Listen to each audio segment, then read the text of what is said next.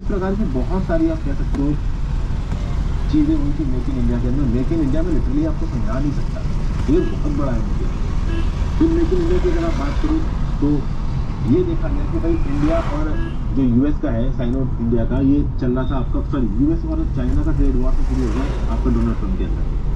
तो 2018-19 में जब ये ट्रेड वॉर शुरू हुआ, उसके बाद से इंडिया में एक अपॉर्चुनिटी आई कि इंडिया को दुनिया भर की असेंबली फैक्ट्री बना। जिस प्रकार से चाइना हर चीज को असेंबल करता था, रेफ्रिजरेटर हो, चाहे फोन हो, चाहे ट्रांजिस्टर्स हो, जो हाई वैल्यू चीजें होती हैं, इस प्रकार से असेंबली का इंफ्रास्ट्रक्चर हम भी बनाए और हम भी मेड इन इंडिया चीजों को एक्सपोर्ट करें जिस प्रकार से चाइना करता है। तो हमारा टारगेट था कि ओवरऑल जो भी दुनिया भर का एक्सपोर्ट मार्केट शेयर है, इंडिया के पास 3.5% शेयर होगा एक्सपोर्ट मार्केट का 2025 तक, और 2030 तक होगा 6 करोड़।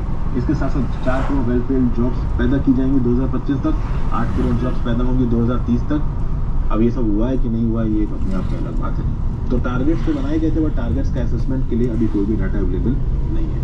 फिर स्टार्टअप इंडिया स्कीम बता रखी है, स्टैंड अप इंडिया स्कीम बता रखी है, ये सब तो देखिए मैं आपको नहीं बता रहा हूँ, सब मतलब अब startup India stand up India में आपको क्या ही बताऊँ, आपको मालूम ही है, पहले जाके पढ़ लीजिए 2016 की स्कीम है, पुरानी स्कीम ज़्यादा कवर मैंने नहीं किया।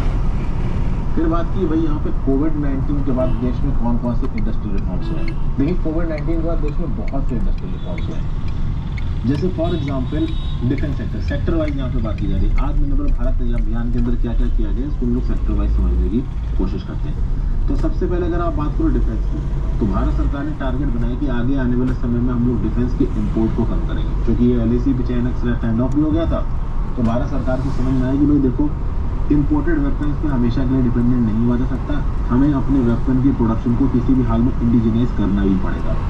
इसलिए डिफेंस कैपिटल प्रोक्योरमेंट के लिए एक अलग बजट बनाया गया, और खास बात ये कि एफडीआई लिमिट को बढ़ाया गया है आपका डिफेंस के अंदर। जी हाँ, तो आप एफडीआई डिफेंस में जा सकती है। तो बोइंग और ये जो बड़े बड़े डिफेंस मैन्युफैक्चरर्स हैं यूएसए के और बाकी दुनिया के भी, इनको बोला जा रहा है कि up to 74% they can invest in defence sectors come.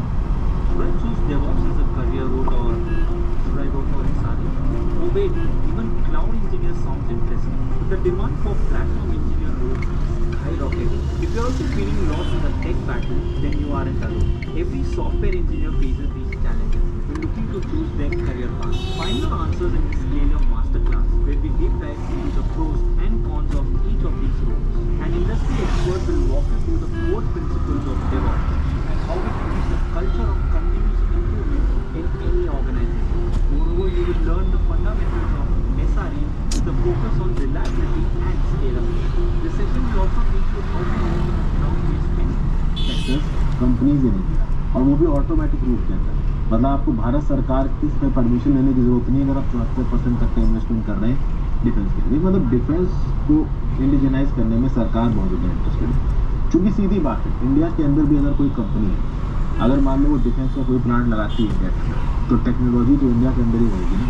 Overall company के प्रोमाइसेस तो इंडिया के अंदर ही रहेंगे ना, उस कंपनी में काम करने वाले लोग तो इंडिया के ही होंगे ना, तो टेक्नोलॉजी तो हमारे पास आई नहीं आएगी।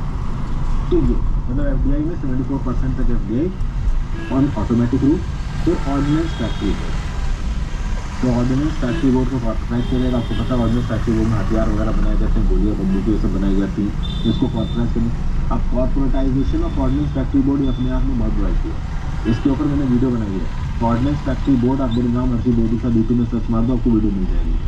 वहाँ पे मैंने बताया कि ऑर्डिनेंस फैक्ट्री बोर्ड को लेकर क्या इशू चल रहा है, इस पे एम्प्लॉयज क्यों अपोज कर रहे हैं। अक्सर तो मैंने एडिटोरियल से बात की है कि ओवरऑल ये अपोजिशन क्यों है, सरकार यहाँ पे क्या क्या कर सकती है, ठीक है। और ऐसा बोला जा रहा है कि हो सकता है कि ऑर्डिनेंस फैक्ट्री बोर्ड को स्टॉक मार्केट में लिस्ट भी किया गया है, इसकी ऑटोनॉमी एफिशिएंसी और अकाउंटेबिलिटी बढ़ाने के लिए। फिर स्पेस की बात की जाए तो प्राइवेट पार्टिसिपेशन इन स्पेस को भी इनकरेज कर रहा है। प्राइवेट कंपनी स्पेस सेक्टर में आए, वो इसरो फैसिलिटीज़ को इस्तेमाल कर सकती हैं। आगे आने वाले समय में स्पेस ट्रेवल और प्लेनेटरी एक्सप्लोरेशन जैसी चीज़ें इंडिया में शुरू हो सकती हैं। हमारी जियो स्पैटियल डाटा पॉलिसी को भी ईज किया गया है। जियो स्पैटियल डाटा पॉलिसी क्या होती है, ओवरऑल इसके लिए क्या क्या नियम कानून लाए गए, इसके ऊपर मैंने वीडियो बनाई है। आज से लगभग 6 महीने पहले वीडियो बना के मैंने बताया था कि developing mapping Jio spatial capabilities in India and potential benefits. Jio spatial data policy Bharat सरकार ने रिलीज की थी, वो क्या है।